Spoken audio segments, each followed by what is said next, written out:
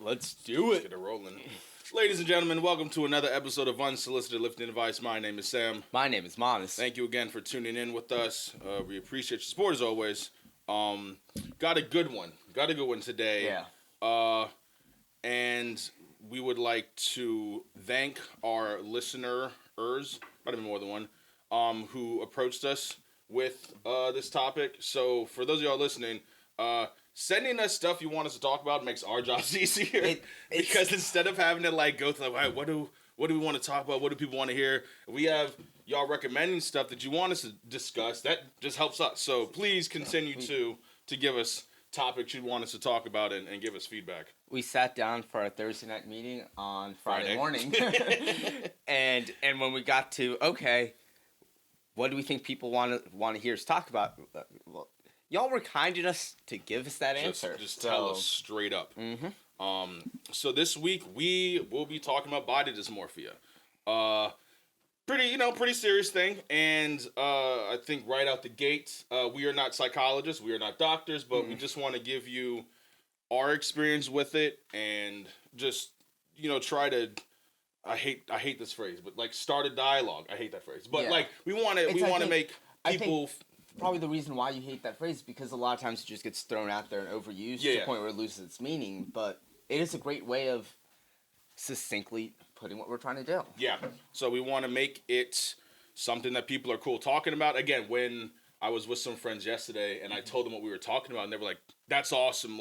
We want to hear that." So there's definitely a desire I had the same thing. Yeah, for this conversation. So again, we're gonna do our best and just get into it. Do you think last week when we were talking about all the mental benefits that working out can have to you, we did touch on this and diet culture, and I think both of these are things which you're not going to hear us talking about every 2 weeks, but every year, 2 years may deserve some revisiting. Yeah. Both as we learn more and as we learn more. Yeah. Just as in we. That second we is us royal collectively. Yeah. Okay. So you had something you wanted to start with too. Yeah. On a little bit less of a serious note. So I've got a bit of good news and a bit of bad news. Sam, would you like to start with the good news or the bad news? Let's start with the good. Start with the good. Okay. So we've talked a couple times about imposter syndrome, about how in my case I kind of have I never feel like I'm going hard enough. I'm showing up every single day I'm gonna make you understand how hard I go. Yeah. And one after that episode came out, and I think it was a couple weeks ago. After that episode came out, I was having dialogue with one of our listeners where it was pointed out to me that Monis, if your lifting has stayed the same, but you've dropped 15 pounds, you got stronger. Mm-hmm. And that definitely made me stop in my tracks. So I was like, okay, one, you're right. Yeah. Two, I actually did get stronger. So last week, new PR on deadlifts. Squats were not back up there, but baby steps we're getting there. So good news, guys. I will soon have happy tidings to bring to you from the Church of Iron. Good tidings of great joy. It should be for all the people. Mm-hmm. And back in episode 3, all our resolutions involve barbells, when we were talking about our performance-based goals. As I laid mine out, I was like, hey, I'm telling you I think I'm aiming a little too high. Mm-hmm. And right now I'm starting to get to the point of actually most of this seems attainable. Nice. 1 or 2 of them still seem a little high, but that's okay. We haven't been in surplus all year. Yeah. Let's see how the body functions when we're actually eating. But so far, so yay. And then moving on to the bad news. Bad news. Eat your veggies. Oh, God. So I can't confirm the premise of this. There's definitely no sort of video record of it. Mm-hmm. But I've heard talk from some of our listeners that last week there was a bit of a dialogue discussing how certain mathematical functions relate in order to one another, where you made a statement saying that one was an inverse to another. Yes. And I flatly came out and said, actually, no, they're completely different. And I've been told that I might have been wrong, which is concerning, seeing as I've got a couple degrees related to this, and I was, in fact, wrong. So it's okay. This is an open dialogue. Yep. We're being open and honest, admitting where we were wrong, but I felt that on this particular note, we should maybe say that our live fact checking was in fact incorrect. Yeah, our Jamie didn't pull through as quickly. It's okay. That's fine. We'll fire him and hire another one, but his name has to be Jamie. It does, yeah. That's going to be a prerequisite. That's a prerequisite for the job. We'll allow them to legally change it. Yes, but until that point. All right, let's get into the meat and substance. Yeah, back to meat and potatoes. All right, so how about you give us, because you got some good stuff here. Start with just like a definition of what body dysmorphia is, and then we'll work from there. Absolutely. So body dysmorphia is a psychological illness that centers on a person's obsession with their physical flaws, either minor or imagined. It is, God, I hate this phrase. It is a real condition, is a real disorder. It's in the DSM-5. It's not like something that's just being thrown around as a new trendy term. No, this is a recognized, diagnosable condition. And I don't want to get into too much of the nuance of it because I can't. We're not psychologists. This is not we do not have graduate degrees focusing on this as our specialization. It can have overlap between it and eating disorders, similar to how some of our listeners may know I myself am diagnosed with ADHD. That can have a lot of carryover with things like anxiety and bipolar disorder and how the symptoms manifest themselves. And so a lot of times when you're going through that diagnosis process, your therapist or psychiatrist will sit down with you and will also try to evaluate you for these other things in order to make sure, okay, let's make sure that we actually know what we're up against. And so we tackle that head on, we tackle it properly. If you are talking to someone to possibly get diagnosed with body dysmorphic disorder, you probably will have examinations of, okay, like, is it this? Is it OCD? Is it an eating disorder? Is it multiple things?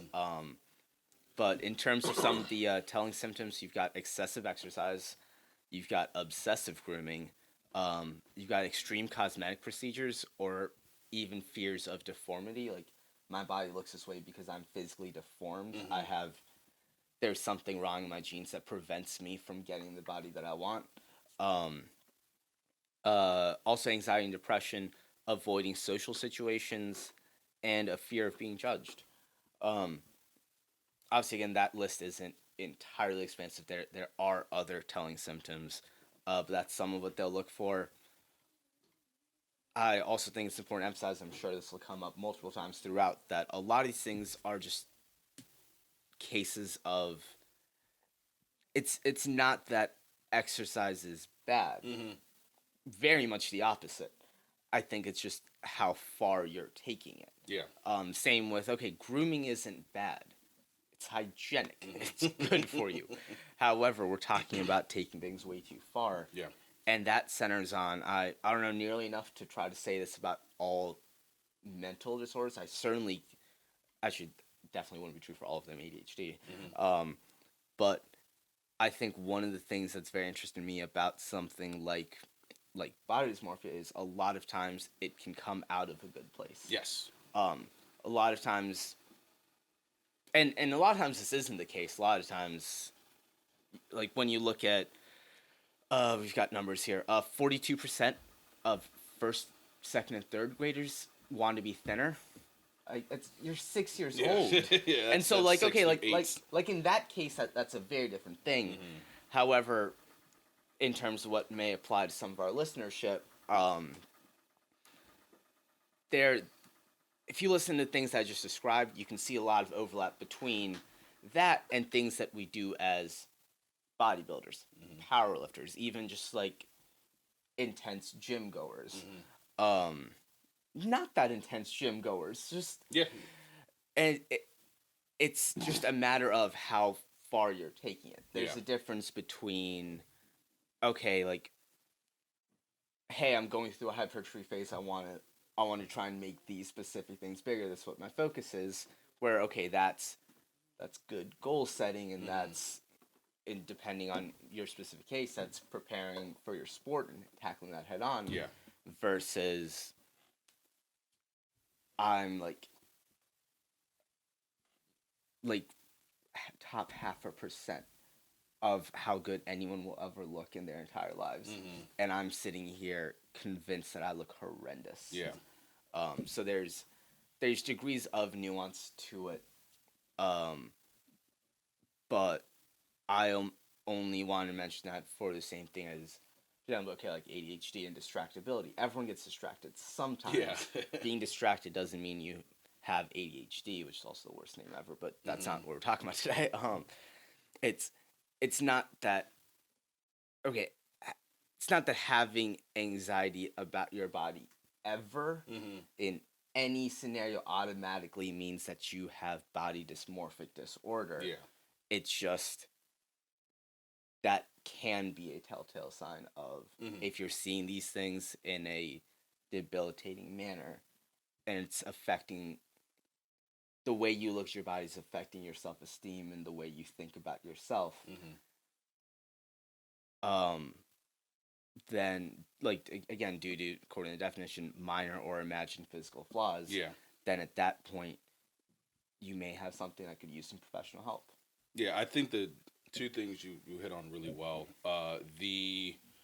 It's not that wanting to improve your physical appearance automatically means you have this. It's not that noticing you need to work on certain areas. Like if you are a bodybuilder or if you are a powerlifter, you have certain goals. That doesn't mean you have it. It's when it becomes compulsory, and when, I think you said it perfectly, when it starts affecting your value assessment of yourself, as in you look in the mirror and you say, I don't look the way I think I'm supposed to look. I am therefore less than. I am not worthy of love or attention or value from other people because I don't look the way I think I need to look. And for sure, this you see it a lot, again, in our circles, in the kind of the gym bodybuilding circles, because once you, like you said, it starts from a good place. Once you start recognizing, okay, I know how to build up my shoulders, or I know how to increase my ab strength. Once you know what to look for, it just becomes another thing to be concerned with. Yeah. We talked early in the podcast about the pendulum of unconscious incompetence to conscious incompetence, and that first shift right there, when you go from I don't know what to look for to I know what to look for and I'm doing terrible at this, if that tracks downward into compelling you to exercise excessively, groom excessively, the list of things, that's when it becomes an issue. And again, we wanted to bring this up to just, we'll talk about kind of our experiences with this. But not to diagnose, but to just, hey, like, here's something to look out for as you do pursue fitness, and understanding that this is something to be mindful of. It's like, I can want to look better and I can want to improve myself physically, but let's make sure that this doesn't translate into my entire self-worth is based on my weight or my body fat percentage or competition. Again, if you are competing, not getting first place doesn't mean you're a failure as a human being. Competition placing does not have any effect on your worth. Yeah, 100%. Whether or not you compete doesn't have any effect on your worth. even if you're not big into the gym, I think everyone at some point has looked at themselves and been like, man, I could be doing better. And that's not necessarily bad, but once it turns into, I don't recognize myself, like I don't look anything like I think I'm supposed to look, and like the definition itself, minor or imagined flaws, that you might be the only one, you probably are the only one recognizing these flaws. I just made quotes for the audio listeners, where there isn't anything majorly wrong. It's like, could your trats be bigger? Sure. Okay, maybe. But that's not something to base your identity on or base your entire, again, value assessment on.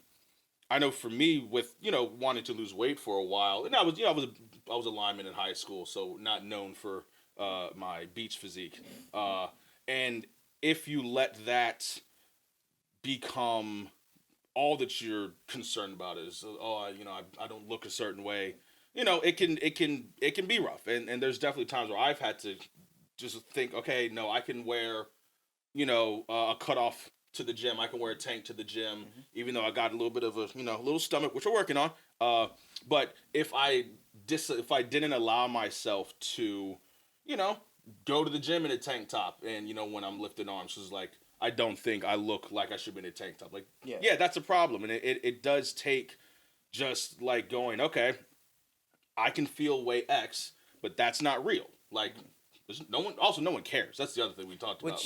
No one cares about what's like. No one's really looking at you. I mean, Jamie said it well in the episode with her, where it's like most people are looking at their phone, they're looking at themselves in the mirror. So the idea that me being over 300 pounds in a tank top is going to cause someone to vomit in something like in disgust that's a little narcissistic, honestly, in my part.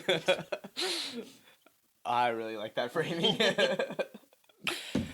But no, I agree completely with what you said. It's just one of those things that we're not. I mean, just last week we were here talking about all the mental benefits that this gives you, and that the gym and the iron culture in any form or another gives you. But we're not taking any of that away. All of that's still true. But I think that's one of the more difficult parts where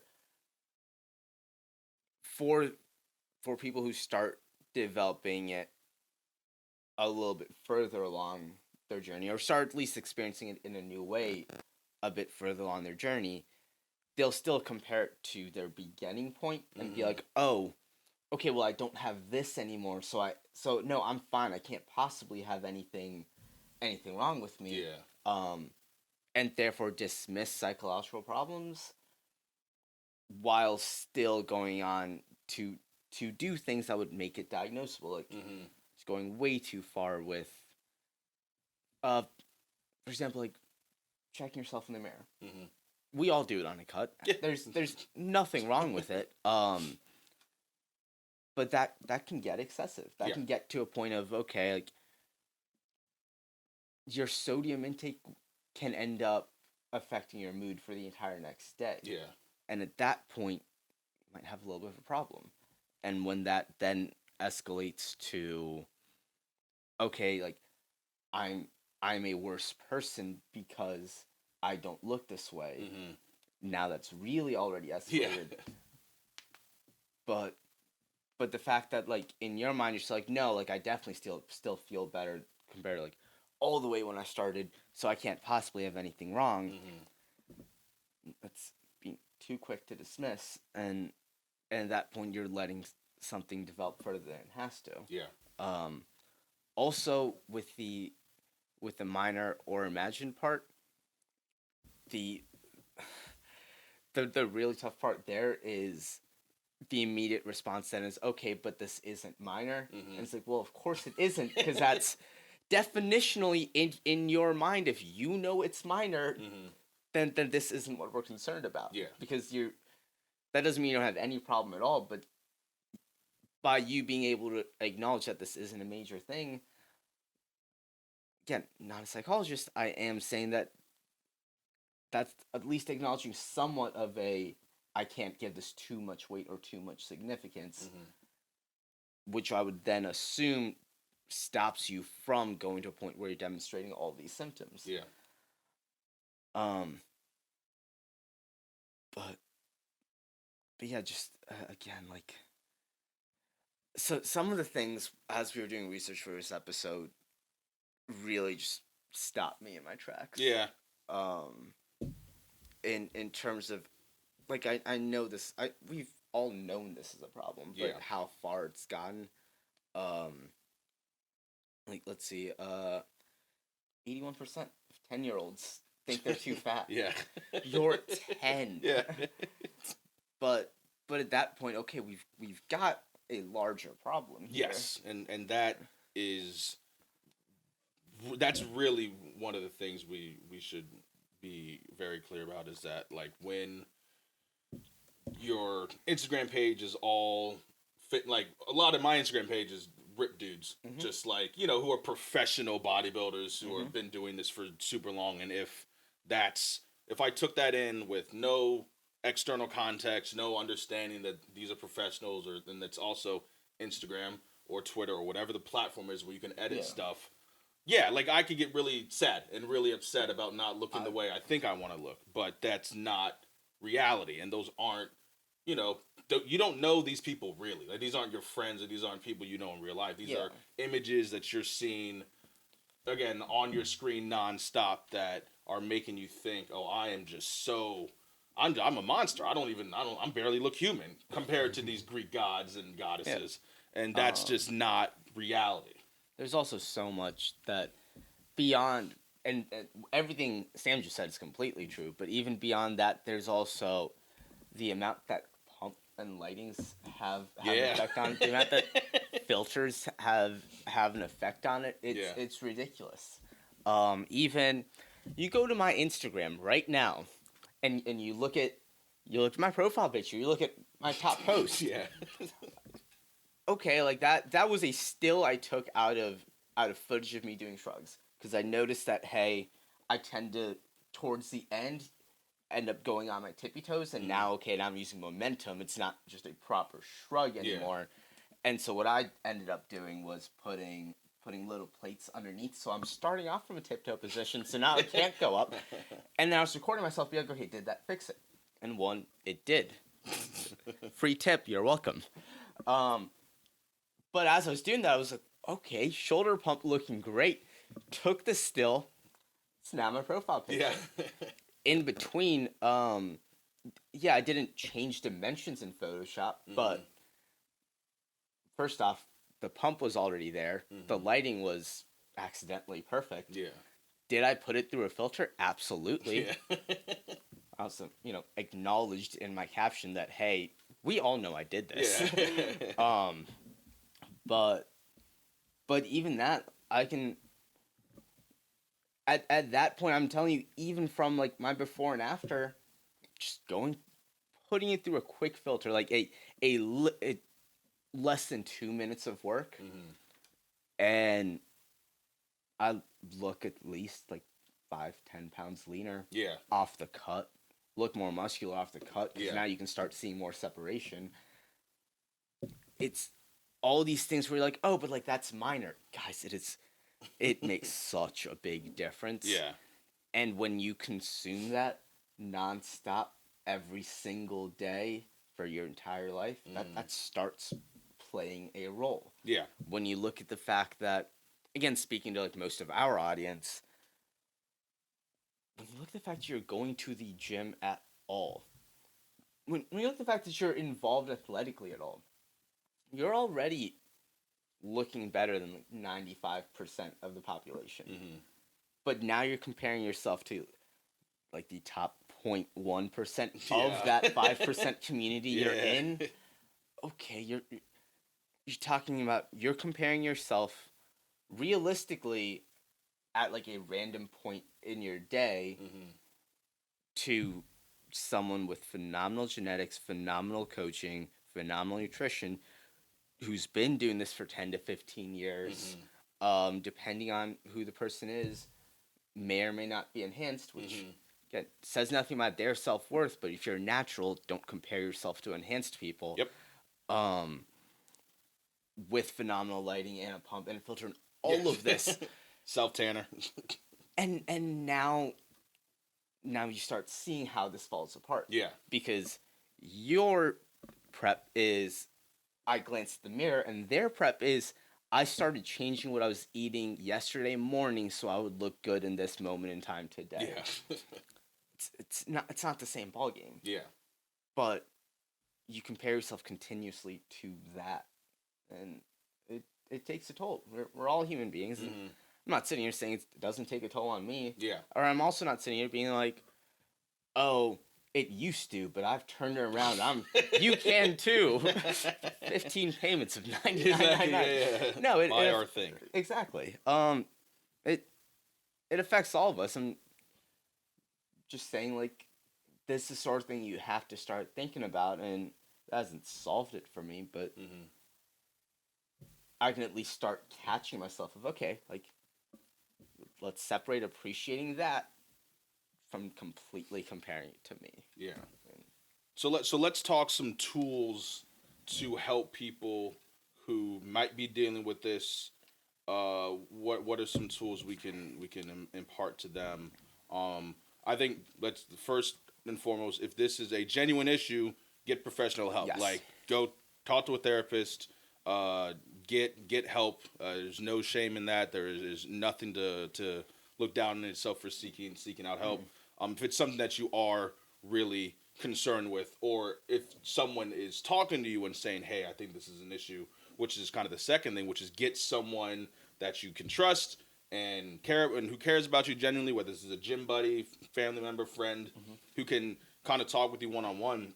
Like we had last week after we recorded, we went and got food, and you were talking about looking into some shows, and one of the things I said was, because this is quicker than you would anticipated it. Oh, much quicker. Like to the tune of a year or something. It was, even that, I'm like, okay, I wanted to compete within 18 months, and now I'm starting to be, okay, yeah, I miss competing for the sake of competing, and even that, I'm starting to change around to, maybe next summer I'll like do some powerlifting meets and not get on stage, because if I'm not ready, I'm not ready. Yeah. But yeah, this was okay. Well, we're recording this on May 21st. March 21st. Third time's the charm. Yeah. So this would have been March 13th that we're having this conversation. I'm like, hey, should I get on stage in 2 months? Yeah. And and I was okay. Let's get this conversation. Let's do. One of the things I asked you was, because we both knew this was a lot quicker than you would anticipate. You're not prepping for a show right now, and I asked, would you be comfortable going on and not winning? Like, would it be healthy for you and what you're doing right now, diet wise, workout wise, to get on stage and kind of know, because of just a lack of preparation, that you would not place well? Like, how positive would that be for your psyche and your progress you're making? And we basically, you were like, okay, that's a good point. And then I think later you ended up saying like, yeah, no, I wouldn't have been wouldn't have been good to what that would have done for the progress I've done with Absolutely. So when we were having that discussion, in the moment I'm like, yeah, no problem, I can separate that out, because I know that this would be rushed and I'm kind of just doing it for the experience of doing the show. And then I slept on it. I'm like, that doesn't make sense.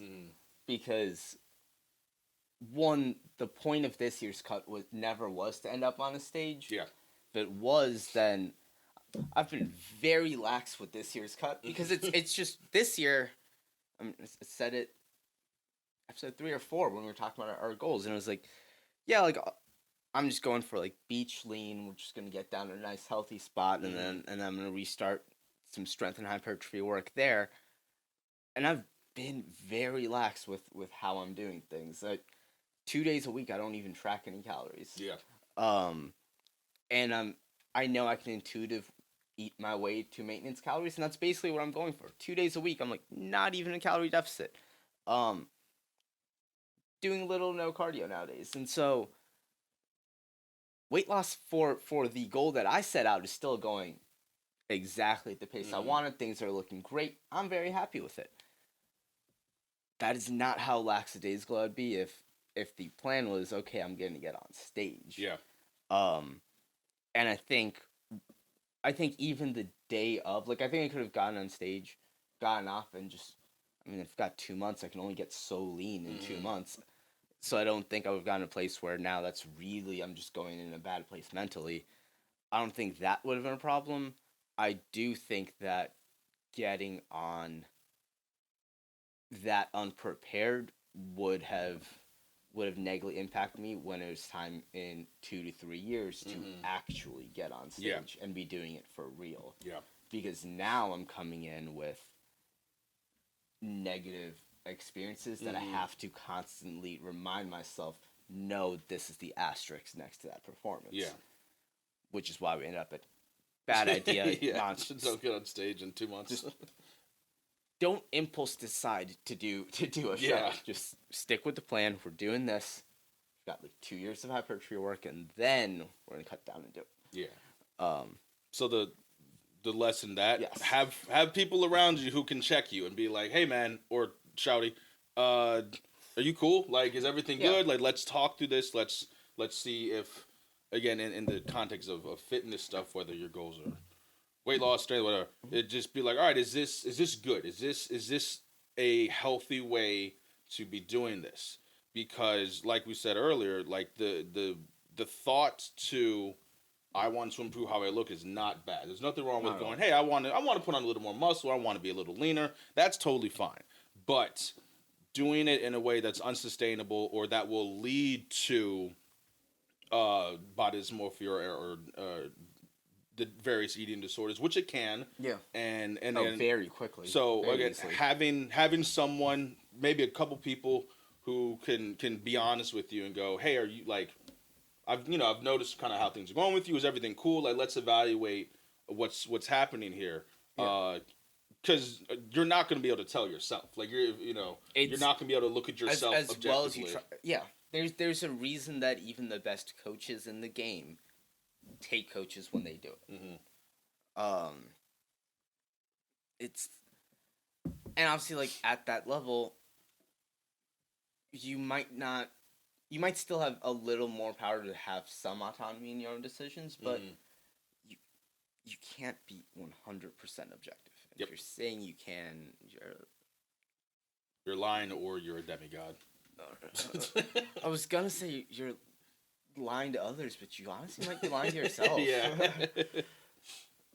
So after we got, seek professional help. You have get some friends around you. It's therapy can be the best thing, and honestly, when in doubt, go to a therapist. Worst case, they tell you, "Hi, thank you for coming in. It was great to meet you. In terms of what's concerning you, here's some tools to help." Yeah. And again, you're getting that from a licensed, certified professional. Yeah. And not 2 meatheads in a basement. Exactly. And then, hey, also, if this starts escalating to this point, this is when I want you to come back and see me. Yeah. Or even, hey, this hasn't escalated that bad yet, but keep an eye on it. Let's check back in a couple months. Try to do this in the meantime. Just because you don't have a disorder doesn't mean they can't give you something of value. Yeah. Especially if you have any cause for concern. Again, because therapy's great. Yeah, everyone should do it. Everyone should do it. When in doubt, go to a therapist. Go to a professional. Uh-huh. So we have professional help. We have friends and family, people who can be, honest with you. Yes. Then there are some things you can learn yourself, or just some different ways to kind of rearrange your thinking. Yes. I know personally I've looked at behavior and go, okay, is this compulsory? Is this healthy? And sometimes you just got to sit and go, okay, is what I'm doing progress me towards my goal? Mm-hmm. All right, yes or no? We'll do the flow chart there. Mm-hmm. If it isn't progressing me towards my goal, okay, we need to definitely need to adjust, because why would I be doing something taking me away from what I want to do? Yeah. If it is progressing you towards your goal, okay, now is this sustainable, healthy? Is the cost? Let's do a cost benefit analysis. Yeah. Analysis. Words are hard. Cost benefit analysis. I wasn't an econ major. And let's see, is the price I'm paying for this worth what I'm doing? So when I go to my grandmother's house, and I'm in the calorie deficit currently. Mm-hmm. If I go to grandma's house, is it worth bringing my baked chicken and a bowl of rice to grandma's house, or can I enjoy the food she made and enjoy the family time? Now, again, what are the goals, as we talked about before? If you there's a time and place to bring there's chicken absolutely to time and place to bring your boiled chicken to grandma's house while she makes latkes and other delicious things. But again, step one's evaluate the goals. So if you're just in, just a calorie deficit, you're just trying to look a little better, but you're not professionally competing. Hey, maybe you can have a have even a day. Non-professionally, like you're not getting. There's a difference between, hey, I'm leaning out for the summer, and hey, I'm leaning out to stand essentially naked in front of a bunch of strangers so they can pick my body apart. Yep. Very different things. And so if the second one's bodybuilding, if you weren't following along. But so if that's your goal, then you go, okay, maybe today again I bring the baked chicken and the rice to grandma's house. Yeah. And then so in the context of body dysmorphia, let's say I weigh myself in the morning and I was 310 yesterday and I'm 312 this morning. Okay.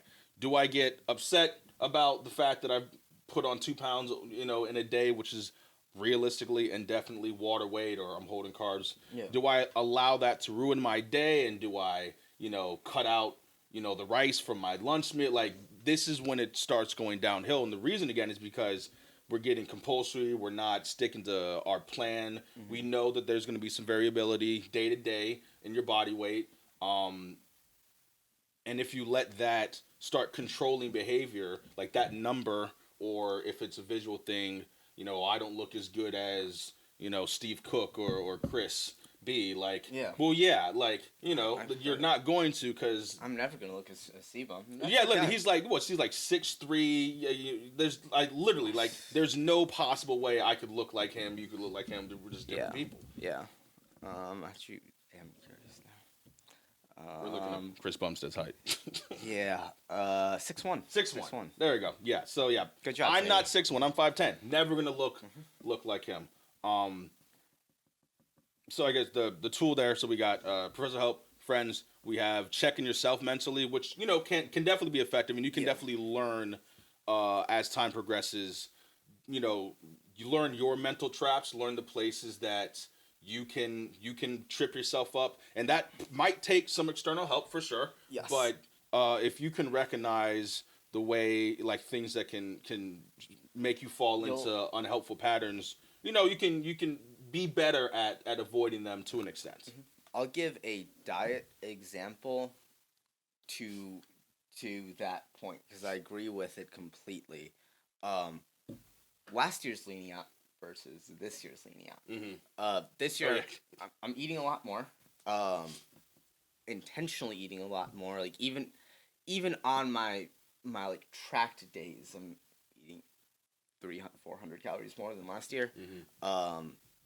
And this year, I'm eating a lot healthier without consciously thinking about eating healthier. Because last year, since I was starting to put all these restrictions down on myself, I then would also go, okay, well, if it fits your macros, let's go. And completely aware of why I shouldn't be doing what I was doing, would still find ways to justify sneaking, just pulling all the normal, like, if it fits your macros bullshit. Yeah. That'll result in you having, cake and ice cream and insert a third dessert all on the same day and still hitting your protein on 1,600 calories. Which means you ate, nothing other than the ice cream, cake, and protein. And a whole bunch of protein powder. Yeah. Don't do it, kids. Yeah. But green things. Lots of green things. Lots of green things. This year I'm naturally, just without even thinking about it, eating very healthy. One, continuing education helps. Two, it's not like I needed education to tell me why that was bad last year. I was completely aware of it. It got to a point of I was starting to lose autonomy over my eating, because I was just letting these cravings build up to such a compulsive thing where, okay, I see it, I have to eat it. Yeah. And then now I realize what I did, and I'm going back and, okay, how do I then make this work into my macros? That is not what you want your dieting to look like. Yeah. That is very bad. I managed to get out of it myself. If that's something that was still going on with me now, that's a cause for professional help. That is not good. In my case now, what I've kind of started finding is, okay, I'm gonna loosen up a little bit. Um, I've started using bits of like carb cycling, so like higher calorie and lower calorie days, where because of that I have days built in where it's not, even ignoring how much both of us hate this term, it's not a cheat day in any means, because I'm supposed to be eating more. Yeah. And it also gives me a mental break. It lets me get in the foods that I really like. We go get wings after we record every single week, and that's one of those things of, okay, this is one of our favorite foods. Yeah. This is a like mental break for us. We still get to do this. So like everything else we're doing, who cares? In 2 days, I get to have Luton's wings. Yeah, my Honey Old Bay wings. And then because of that, I'll end up getting to a point of, now I'll see all the foods that used to like make me like kick. I'm like, I'm good. Yeah. Because one, I can have it later if I want to. And two, like, because now I'm allowed to have it whenever I want, and I've built in things that make it possible for me to have it whenever I want. That also means I have less of a craving for it. Yeah. And, we're starting to get off track, so I'm going to cycle this back to how it actually connects to the point that was being made in terms of like mental checks. Yeah. So diet-wise, what I have started realizing is, okay, when I start having an urge to pull, if it fits your macros bullshit again, then that's when I know I'm starting to get mentally exhausted, and I'm starting to actually have trouble with this. That'll normally happen to me around every 4 to 6 weeks of just sustained deficit. And then, okay, I know I'm going to take a week off, just caloric maintenance, and then I'm ready to hit the ground running again. Before we recorded today, I was telling you, hey, I'm starting to, like, this week I started to have that again. I'm going to try to just push through one more week, so that then my diet break falls on my deload week, and things just line up well that way. But like, mental checks work. And in my case, I can only give a concrete diet example because I've been relatively fortunate to, despite it being an example that I gave that had some in common, and or had a couple people in common and brought this episode around, all things considered, I like have to keep an eye on it, and I have like signs and flashes of it. I definitely don't have a diagnosable dysmorphic disorder. I can't give an example of how to deal with something I don't have. I think the overwhelming majority of people probably don't have the diagnosable to that extent, but I think, like you said, I think we said earlier, just about everyone's at probably some point gone like, oh man, I don't like what's happening. You can spiral down. I know I've had, again, with, I've been a heavier dude since, again, when you're a lineman, it's like a point of pride to be just big, because it's very useful. And then when you stop playing football, like after the season ends, and you keep eating like you're practicing football every day, you put some weight on, and then just as time goes on, blah, blah, blah, you get heavier. And there's definitely been times that I'm like, man, like, I don't want to wear this shirt, or I don't want to, I can't wear this jacket, or I can't, I'm wearing sweatpants all the time. I don't want to wear jeans. And for sure, there's a level of that where, I need to lose weight. Like, just purely off of health reasons. Like, let's get ahead of this. But if I'm letting it determine, I don't want to go out to DC with my friends because, I'm going to sweat. That's another thing, sweating. When you're a big dude, like the balance of layering up so your sweat doesn't come through, and then more clothes make you hotter, so you're going to sweat more. This is very weird. We stayed away from grays, but see, I'm wearing gray because we're making progress. But no, like also physically as well. Yes, no, again, and that's one of the things where you see yourself every single day, so take progress pictures. But you need other people to go, hey man, or hey girl, you're looking good, like you're doing good, you're progressing on your goals. I did. I think 2 weeks ago, I took a picture when we went to get our post episode wings. Yeah. And I was like, Sam, like you're look at this picture. Yeah. Your face looks noticeably leaner. Yeah. A lot of times other people are going to notice it before you. Yeah. I know with me, other people started commenting on me before I was like, oh, you're right. It does look a little bit leaner. And I think you touched on a very good point there where I was like, weight loss can be good. Yeah.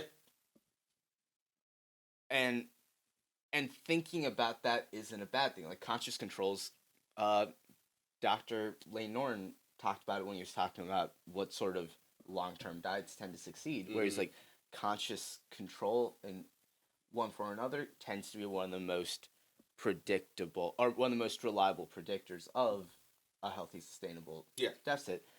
However, like it's that nuance of okay, hey, like what part of this is I might have a couple pounds to lose, and what part of this is I need to look at my body image issues, and you can have both at the same time.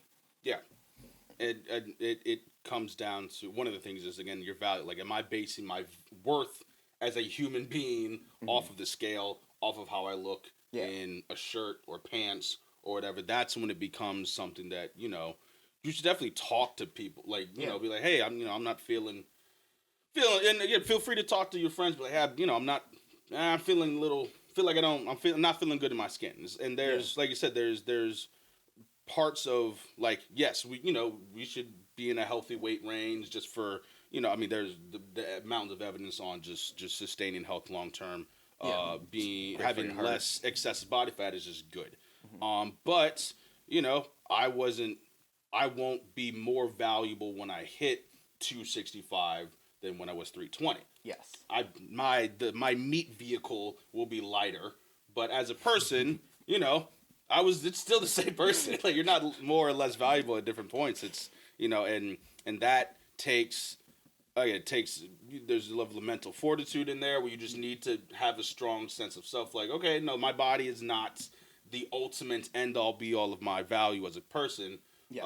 Again, it takes good people in your life, and then if it needs it, which it definitely can, professional help. Yes. Talking with someone who can help you work through and really help you discover your mental traps and your mental pitfalls, because they can look at it a lot more objectively than you ever can personally. Yes. Two quick things. One, I didn't want to interrupt you because you were making a phenomenal point, but I really enjoyed meat vehicles. Meat vehicle, yeah. This is your meat vehicle. Two, also like the other part of the healthy weight range that you talked about, and I think most of this episode we've been talking about weight manipulation in terms of weight loss, but also a lot of times when you're looking at the images that may be fueling your body dysmorphia, at least in some part, those are people at unhealthy body fat levels. Yeah. Oh yeah. 100%. It's and that's you cannot stay that lean for that long. Yeah. Can you stay alive? Maybe. And that is a genuine maybe. Look at Andres Munzer, one of the most shredded people I've ever seen, died from chronically low body fat and other things, but in part from chronically low body fat. It's your body stops functioning. It doesn't have the idea of essential fat being something that, hey, we crossed this threshold and now we shut down and we dead on the spot isn't how it works. One, and two, like even when you're not getting a point of essential fat, you can still be at a point where now your body's hormones are very severely impacted because you don't have enough fat to function properly. Yeah. And so when you look at someone in that state and that's your idea of what you should look like year round, either one, you're going to do it and you're going to need to go see a doctor for multiple issues, or two, you don't do it and you're dealing with this, which, wow, we're a broken record. Guys, therapy is phenomenal. Yeah. If this is something you notice and you want to start off at first with, hey, let me try a lot of the other things we talked about, you want to start off with affirmations, you want to start off with the self-talk and reminding yourself about this and that may work. However, inherently with with a disorder, it'd be a fact that it's not rational. And so maybe you can logic your way out of it, but maybe you can't. Yeah. And that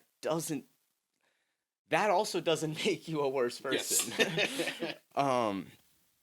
And seeing someone who specializes in this can go a long ways towards getting you into a healthier and just as, if not more importantly, happier place. Yeah.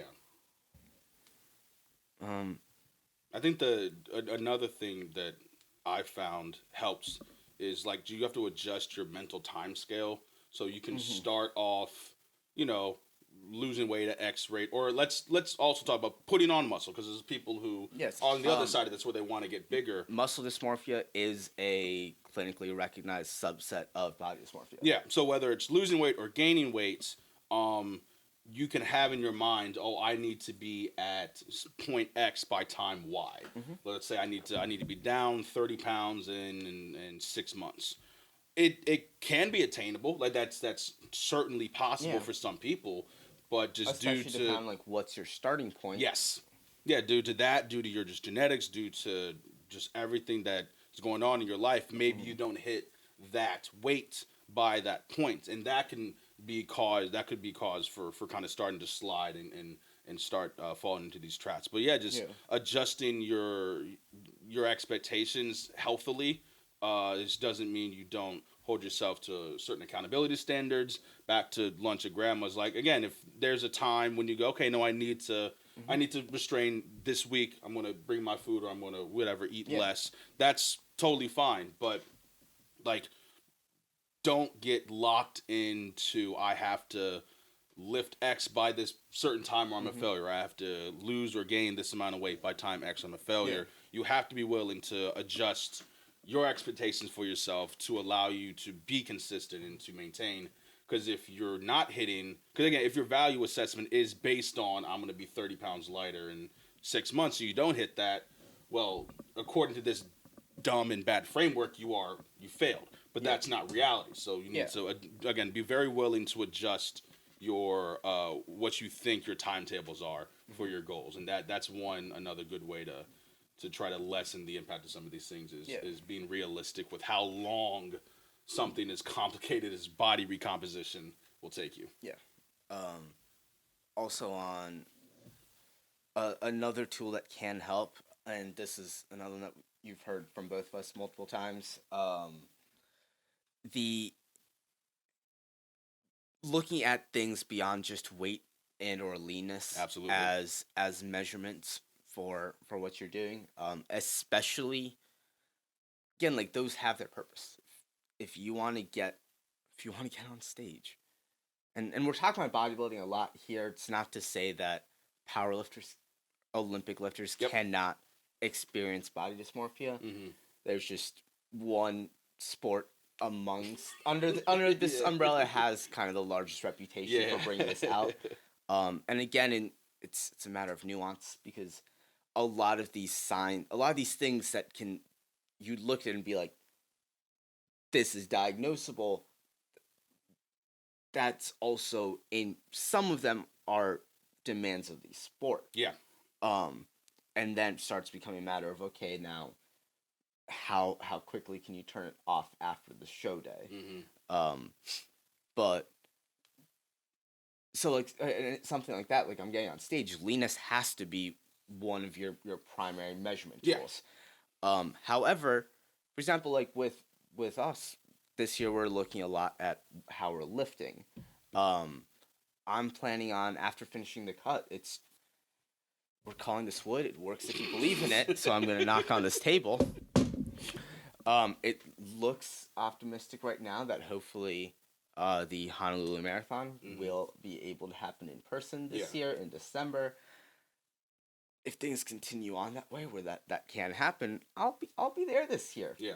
Which means that, okay, if my caloric deficit stops at the end of May or 2 weeks into June, somewhere around that timeline, right around the start of July, I'm starting training for that. Yeah. At that point, I'm not looking at my weight, because now I've added another tool or another metric that I'm measuring this is this is another measure of my success. Yeah. And I'm still gonna be trying to get stronger, so we'll see how those Yeah. two things overlap. Yeah. I think I can do it. But yeah, just setting more measurement tools just allows you to get a better picture of how you're doing overall. Yeah. And so that's where, especially in the case of most of us who most of the time are just looking at lifting more, performing better, looking better, whatever under that general window. If you get to a point of, okay, well, my traps should be bigger. Okay, that's fine. You just set a new deadlift PR. Yeah. What you want will come. Yeah. It's since you're gauging more measurement tools, it's easier to find things that are going well for you that can help just keep you in a mentally better place. Yeah. Whereas when you only have one metric, now it's very easy to overblow the importance of said single metric. Yeah. And also, like, most of your a fair amount of your idols probably have this too. We're all human beings. Yeah. We're all just lifters. Yeah. We all just have something wrong with us that makes us really enjoy picking things up and putting them down. But just because some of us have more followers doesn't mean we're suddenly exempt from the DSM. Yeah, no, 100%. And I think it's becoming more and more common for people higher up again in quotation for our listeners on the the Fitfluencer charts to be more open about things that they've struggled with in ways that they've needed mental checks and needed to reevaluate. Yeah. So we're just trying to contribute to that conversation. Yeah. And just help people out there know that you're definitely not alone if you struggle with this. It's, again, if you're in the gym, it's pretty common. There are tools you can seek. Again, professional help, friends, and then just understanding your own patterns and getting help, recognizing those things. I mean, again, we're not psychologists, but if you want to reach out to us, we'd love to just kind of talk and be like, hey, we've done, we could go on for hours about the each individual way that we've probably struggled with how we look. But if either of us said something and that like hit a personal chord and we're the person who you feel comfortable reaching out to and talking about this, absolutely. Yeah. If something we said hit a chord, you want to talk to friends, family, absolutely. Yeah. And cannot overstate this enough. Therapy is phenomenal, guys. Professionals exist for a reason, and they're professionals. Yes. And yeah, I can tell you, like, as someone who, only this calendar year started going? Yeah. My only regret's I didn't start going earlier. Yeah, that's what most people say. Made my life measurably better. Yeah. And easier. And I'm doing better across the board. Yeah. Who would have thought a professional could have helped me at their job within their scope of practice? But yeah, and I think it's odd because we normally end in fun, quippy ways, and it's tough to get quippy about such a serious topic. Yeah. No, it's we don't have to make jokes every single time and every single thing. But no, this again. We had people reach out to us and say, "Hey, we let you talk about this. Cool, absolutely. Yeah. Let's dive a little bit deeper. Hopefully this episode was helpful for y'all, and you were able to pull one or a couple things out that can be beneficial to you moving forward in your fitness career. Thanks for the continued support and continued listening. Again, it really helps us if you tell us what you want us to talk about, so we don't have to spend 2 hours trying to figure out what's the best thing to do. We've also had people reach out this week saying, hey, like, I like that you guys do this. I like you do that. Guys, makes our days. Thank you so much. Yeah. We've obviously thanked you individually, but this is us thanking you again. If you do like the podcast and you want to help us out, best way to do it would be to rate and review us on your app store. That just helps us be seen more. And yeah, remember therapy, guys. absolutely phenomenal. Great for 10 everyone. out of 10 would recommend. All right, new episodes every Wednesday on all platforms. Thank you all for your continued support and listening, and we will see y'all next week. Have it going.